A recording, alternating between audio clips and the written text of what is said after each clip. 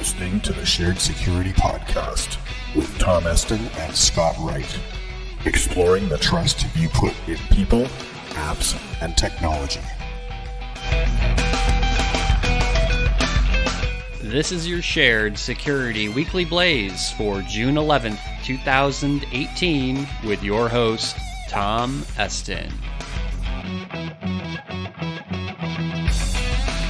In this week's episode, MyHeritage data breach, Facebook's data sharing partnership, and Apple iOS 12 and macOS updates.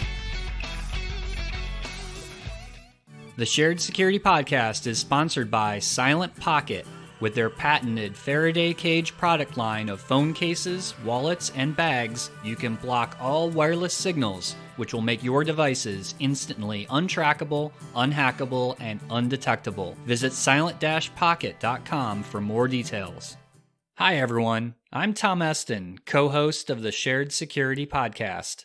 Welcome to the Shared Security Weekly Blaze, where we update you on the top 3 security and privacy topics from the week. These weekly podcasts are published every Monday and are 15 minutes or less, quickly giving you news that you can use. MyHeritage, the DNA and Ancestry service, announced a large data breach this past week, which exposed the email addresses and hashed passwords of approximately 92 million customers.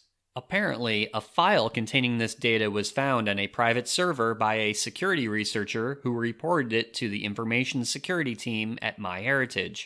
Customers affected include anyone that signed up for an account previous to October 26, 2017. Regarding how user passwords are being stored, MyHeritage stated that, quote, MyHeritage does not store user passwords, but rather a one-way hash of each password in which the hash key differs for each customer. This means that anyone gaining access to the hashed passwords does not have the actual passwords, end quote. No further details were provided on how the file was found or why it was on a private server to begin with, other than the typical advice of change your password and the announcement that MyHeritage will be implementing two-factor authentication in the near future for added account protection. MyHeritage does not suspect that any IT systems were compromised in the breach. My take on this situation is that it sounds to me like a developer or other internal employee posted this file either in error, or there may be the possibility that a disgruntled employee may have maliciously posted the file. We may never find out what really happened here, but I do find it ironic that just a few short weeks ago we had discussed the impact of an ancestry company that holds the DNA records of millions of people having a data breach. I'm also surprised that MyHeritage is finally implementing two-factor authentication, given that this type of account protection has been the standard for many years now. Like our other advice discussed on the podcast, we really can't rely on third-party companies to keep our personal data secure. You need to decide if you want to risk your data being exposed either by accident or through a compromise by choosing the companies you want to supply your personal information to. Are you a CISO or information security manager challenged with tracking and managing information security incidents within your organization? If you are, you need to take a look at CSOBox, which is a software appliance built for NIST-compliant management of all types of information security incidents. CSOBox secures and protects sensitive incident data using technology accredited by U.S. federal intelligence agencies and gives your organization an efficient and streamlined process for incident handling. No matter if your business is large or small, we highly recommend the CSOBox solution as it's extremely easy to use, scalable, and a secure way to implement incident handling within your organization. For more information on the CSOBox solution and to schedule a demo, visit CSOBox.com/shared security. That's CISOBox.com/shared security. Facebook is in the news once again, this time for its data partnership with 60 companies, including Amazon, Apple, BlackBerry, Samsung, and several Chinese companies such as Huawei. Huawei was identified as a threat to U.S. national security by government officials, which makes this partnership a little bit more interesting. Access to Facebook data was given to these companies as early as 2011 so they could tightly integrate Facebook into their devices. This was a feature implemented before the Facebook app became the most popular way to access Facebook on a mobile device. This type of data access allows devices to pull Facebook data so they can provide a Facebook-like experience. For example, BlackBerry used Facebook data for an app called The Hub, which can let BlackBerry users view messages and all social media accounts from one place. Last week, through a New York Times investigation, they had found that the data access given to device manufacturers included data about a user's friends and even those who have, quote, denied Facebook permission to share information with any third parties, end quote. This data access also seems to bypass several access restrictions typically in place for developers and can even access data such as friends of friends that Facebook has previously restricted. Device manufacturers that were involved with this partnership have stated that Facebook data retrieved was only stored on the user's device and not on the servers of the device manufacturers. How does one know this for sure?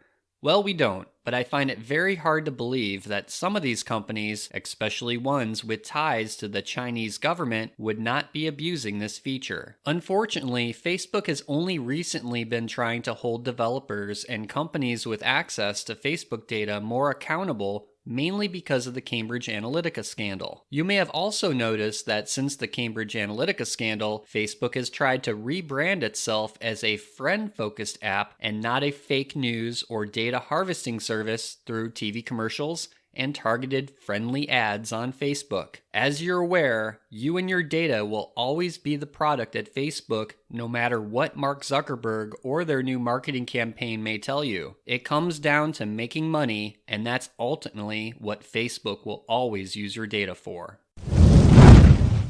Apple has announced details about new privacy and security features coming out for iOS 12 and macOS Mojave at the Worldwide Developers Conference this past week. Some of these new features include improved tracking prevention capabilities for the Safari browser, end-to-end encryption for FaceTime group calls, and a new password manager integrated into macOS and iOS. Specifically for macOS Mojave, there are new data protections that will require apps to ask for user permission before accessing the camera or microphone or before accessing email or iMessage databases. In addition, there is a new USB restricted mode in iOS 12, which will prevent a locked iOS device from communicating with a USB port via the Lightning connector. Your passcode will still need to be entered at least once a week to allow USB connectivity. This measure was implemented to help prevent or make it more difficult for law enforcement and others from trying to break the passcode on an iOS device. This is typically done using forensic tools like Grayshift and Cellebrite, which are known to be used by law enforcement and nation-states to gain access to confiscated iOS devices. Many of these new privacy and security features in macOS for Apple laptops and desktops are starting to mirror what has been available in iOS on mobile devices for quite a while now. This is a positive development as it seems Apple has really started to become the leader in user privacy controls out of the major tech companies like Google, Amazon, and especially Facebook. That's a wrap for this week's show. Please be sure to follow the Shared Security Podcast on all the regular social media channels like Facebook, Twitter, and Instagram for frequent posts, commentary, and updates. If you have feedback or topic ideas for the show, you can email us at feedback@sharedsecurity.net. First-time listener to the podcast? Please subscribe on iTunes, Google Play, Stitcher, TuneIn, Spotify, or iHeartRadio. Thanks for listening, and we'll see you next week for another episode of the Shared Security Weekly Blaze.